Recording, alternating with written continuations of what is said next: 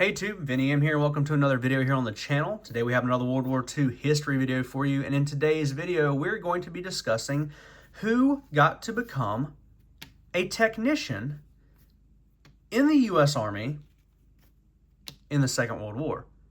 This is a follow-up video on a previous video that I did about the rank of technical sergeant and how this is really the technical sergeant and this is a technician 3rd grade, technician 4th grade, and technician 5th grade, and that this is not a technical corporal, nor are these technical sergeants, and that is a common misconception, even by museums, family members of people that held those ranks, and in the living history community.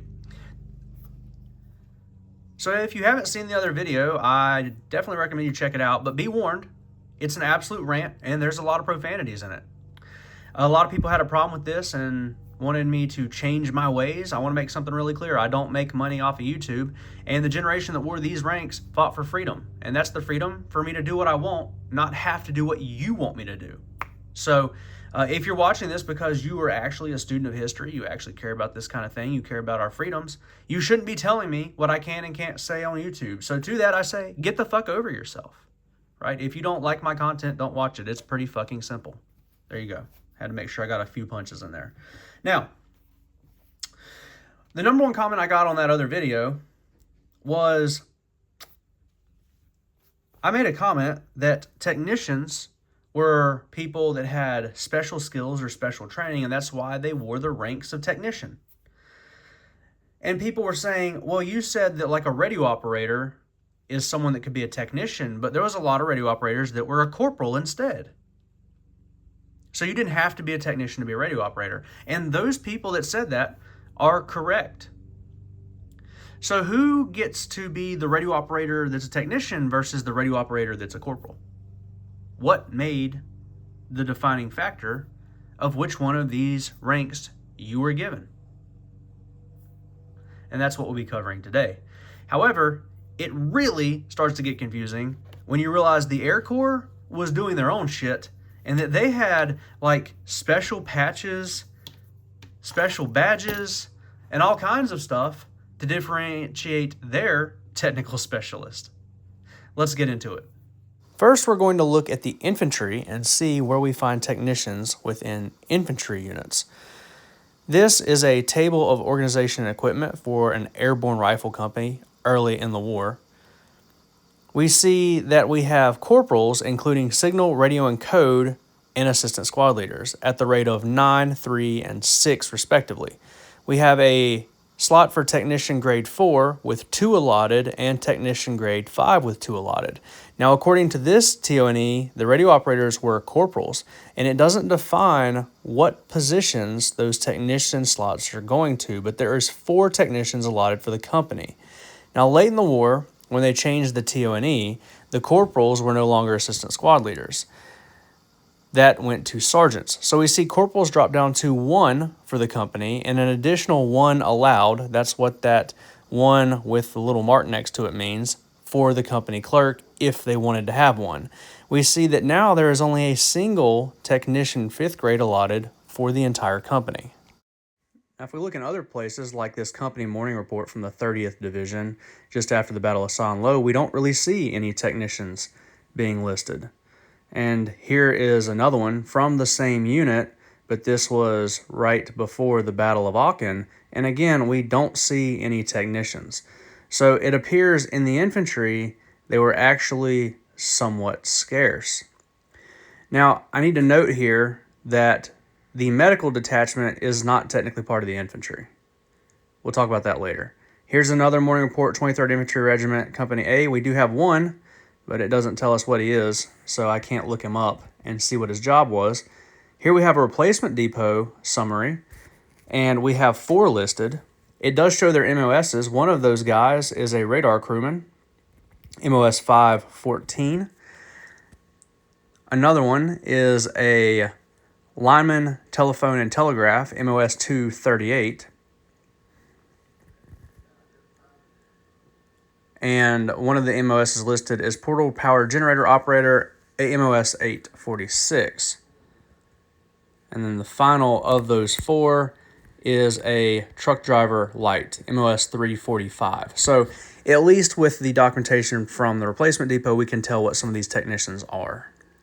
Now here's one that I can't tell what unit it is, but we have 2 technicians listed. It lists those MOS for both of them as Carpenter Heavy Construction, a MOS 035.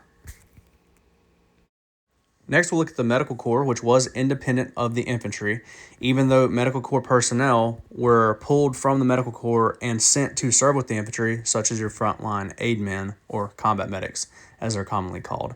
When we look at all of the Medical Corps MOSs available in World War II, we see a ton that actually say technician, veterinary technician, surgical technician, water supply technician, dental technician. So we expect to find a lot of technicians in their documentation. And we do.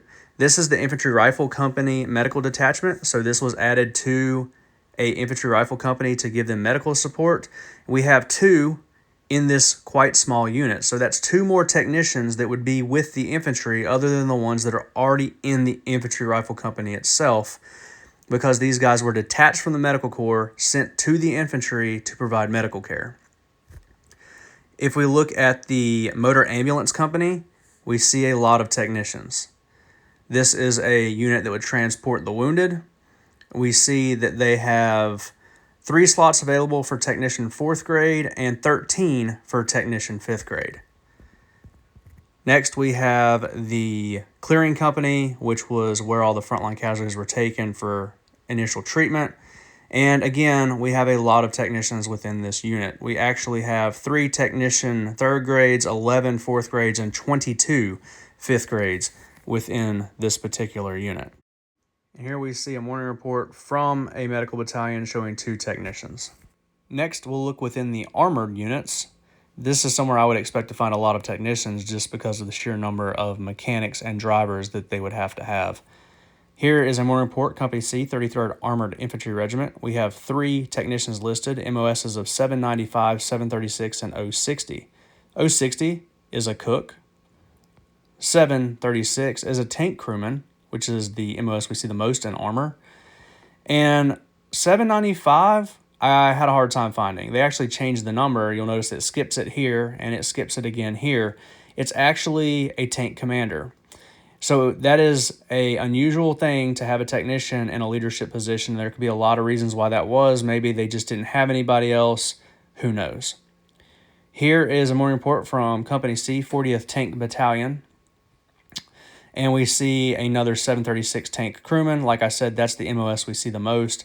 Here's another morning report with a Tech 4 as a 736 tank crewman and a Tech 5 as a 736 tank crewman. Next, we'll very briefly look at artillery. This is a unit type I had a really hard time finding morning reports for with technicians on them. I found one within Battery A, 319th Glider Field Artillery Battalion, a Tech 5 with the MOS listed as being 177. When we look that up, we find that a 177 is a radio operator.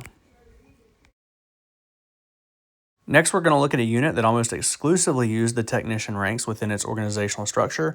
This is the Office of Strategic Services Operations Groups.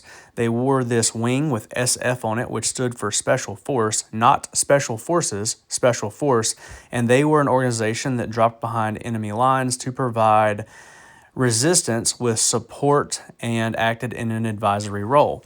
If we look at their organizational structure, seen here, they use technicians for everything. Their riflemen are technicians.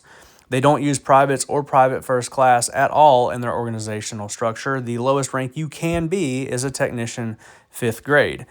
They use technicians as their riflemen, their radio operators, their medical sergeant, and their courier within their organizational structure. This is unique among World War II units.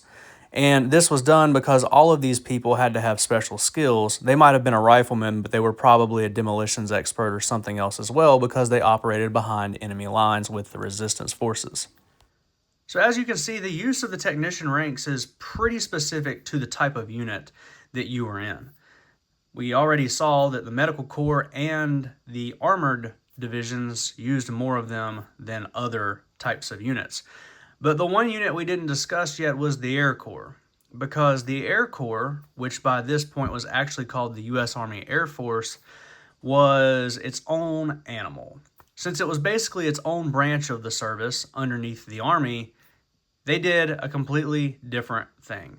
They had technicians, but they usually used them on the ground. Things like clerks, cooks, control tower, air traffic controllers, and things like that. But one thing that you almost never saw was a technician flying as a member of a combat air crew. You did see them on C-47s because the C-47s would transport medical patients with a flight nurse on board, and you would have surgical technicians acting as medics to help the nurse take care of the patients. But you don't see technicians flying on a bomber. Why is that? Well, it's because the technicians were basically private first classes getting paid more money. So this is a private first class getting paid corporal pay, a private first class getting paid sergeant pay, and a private first class getting paid staff sergeant pay. And as such, the Geneva Convention applies. And what that means is the Geneva Convention actually stated that you could make a private or private first class work against their will as a prisoner of war.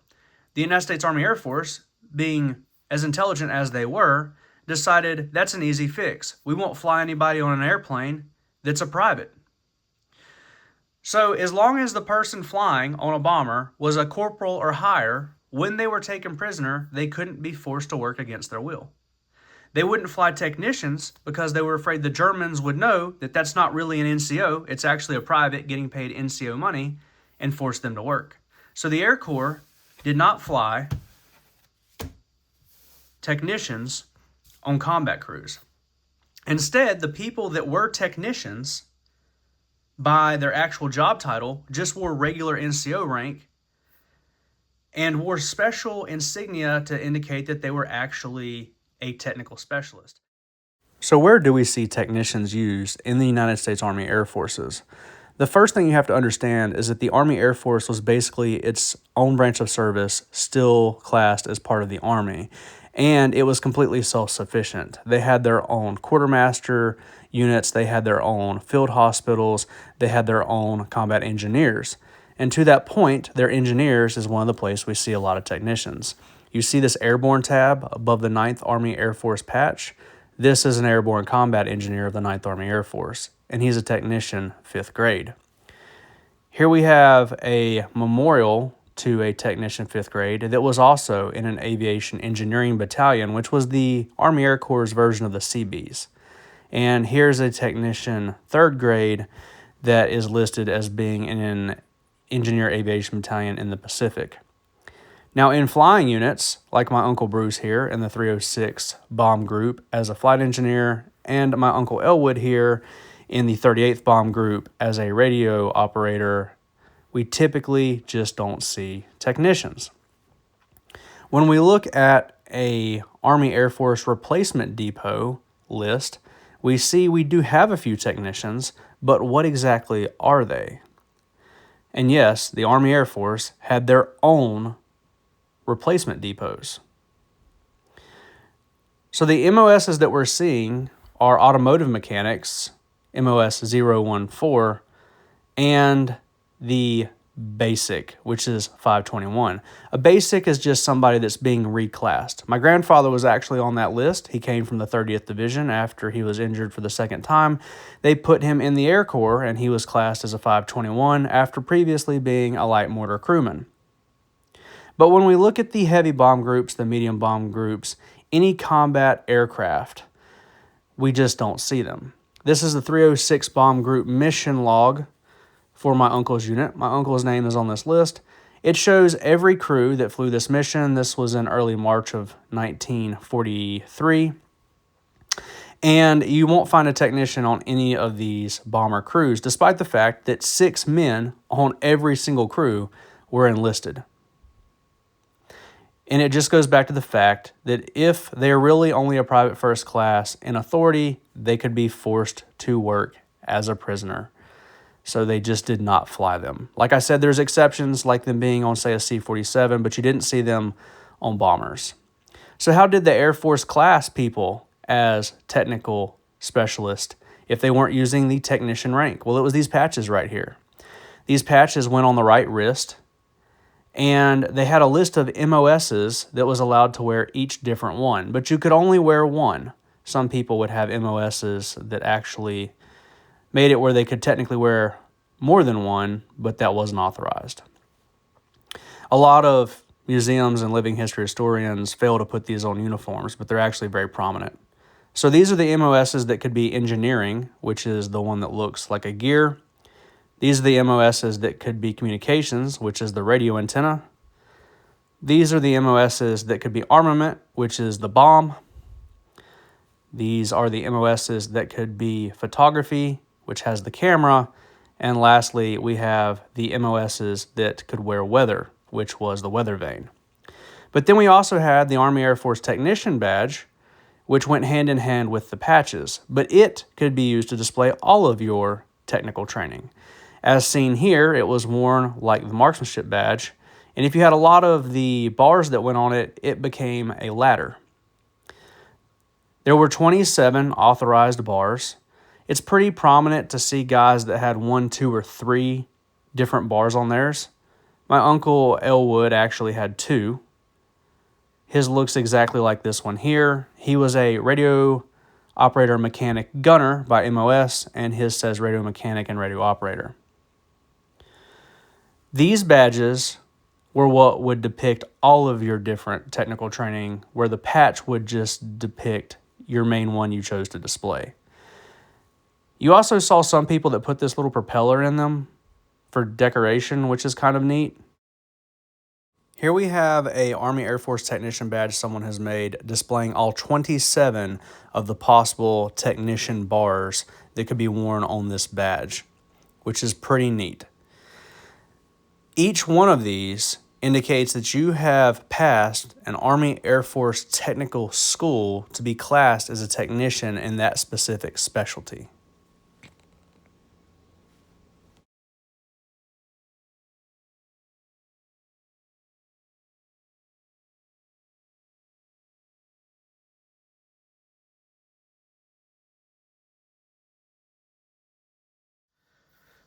As you see, the Air Force is definitely in a class all its own when it comes to how they promoted within their organization, how they used the rank structure, and how they acknowledged that their members had special technical training and skills. One last note about the Army Air Force before we move on. The ranks here with the wing and prop in them are pre-1942 Army Air Force ranks. Before 1942, the Army Air Force chevrons were specific to the Army Air Force, and all of them had this on it, from private first class all the way to master sergeant. There's a myth that these are Air Force technician ranks. People will say, well, in the Air Force, they had the wing and prop, and in the ground forces, they had the T. That is incorrect.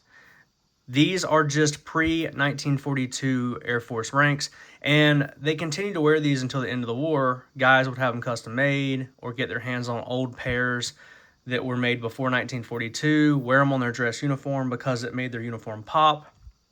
It screamed, hey, I'm in the Air Force, not the ground forces. And the Air Force guys were proud to say that they were in the Air Force, so that's why you still see them after 1942 when they were done away with. Has nothing to do with the technician ranks. Now, the whole point of this video was to determine how it is that you become a technician versus just an NCO. This video was spurred by people saying that you had radio operators that were a corporal, but you also had radio operators that were a technician 5th grade. So how do you determine which one you become? I don't know about every single unit and every single type of MOS, but I can give you an example from the Medical Corps. In the Medical Corps, there was 2 MOSs that were primarily combat medics. You had surgical technician, which would follow the technician tree, and you had aid man, which would follow the NCO tree. These guys did basically the same job, but they had different MOS codes, which allowed them to be promoted in different ways. Case in point, Eugene Rowe of the 101st Airborne Division from Band of Brothers was a combat medic, but his MOS was surgical technician. So he is promoted through the technician ranks, and during the events of Band of Brothers, he's a technician 5th grade. Now, Desmond Doss of the 77th Infantry Division from Hacksaw Ridge movie fame was an aide man. In the movie, he's a private first class, but when the movie ends, he's promoted to corporal because he's an aide man. So the aide men were promoted from private first class to corporal to sergeant, where the surgical technicians were promoted from private first class to technician 5 to technician 4, although they were basically doing the same job. And I suspect that this is the same in other units and other jobs as well. If I had to guess, I would say that if you really did a lot of research, you would probably find out that within armored units, there was probably a type of driver, that driver MOS could be a technician, and then there was probably another type where it couldn't be. There was probably some type of mechanic or maintenance person in those units that could be a technician, and another type that couldn't be. Another thing with the numbers of technicians that we see that I forgot to mention earlier is that within airborne units, which is what we looked at for the TONE, we did see a very low number. But I want to remind you, if you didn't know this, the airborne units are light divisions. Light division meaning they're not a full-strength division. Airborne divisions were about 9,000 men. A full regular infantry division was 15,000.